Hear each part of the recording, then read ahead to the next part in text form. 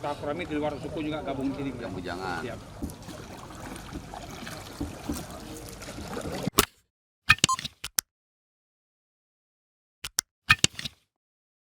Syedaralun, Komandan Korem atau Danrem 011 Liliwangsa Kolonel Infantri Bayu Permana, mengatakan hampir seluruh kesatuan yang ada di jajarannya, termasuk beberapa satuan kavaleri dan brigade yang ada di sekitar telah diturunkan untuk membantu masyarakat terdampak banjir di wilayah Aceh Utara.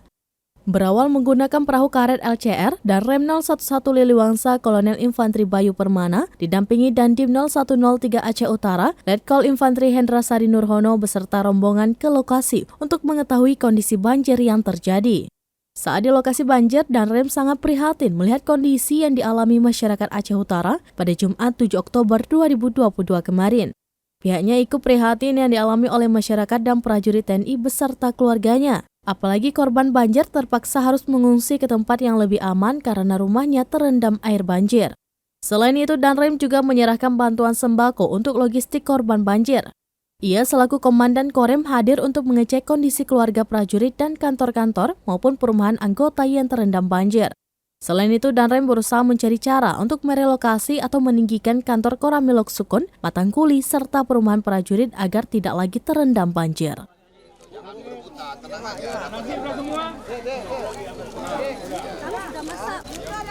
Saya sebagai selaku Komandan Korem 011 Liliwangsa ini mengecek kantor-kantor dan kemudian perumahan anggota yang terendam banjir.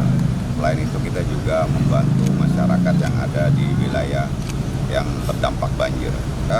Kita hampir seluruh satuan yang ada di jajaran Korem 011 membantu di wilayah yang ada di Aceh Utara ini, termasuk beberapa satuan kavaleri dan brigade yang ada di sini kita turunkan untuk membantu masyarakat yang ada di sini. Ini kita sudah mendorong untuk pemerintah daerah agar segera bisa mempercepat pembangunan Waduk Tungkerto yang merupakan solusi dari pencegahan banjir yang ada di wilayah Rosokon yang tahun ini sudah hampir 4 kali terdampak banjir. Dari Luksukon, Zaki Mubarak, Serambi On TV.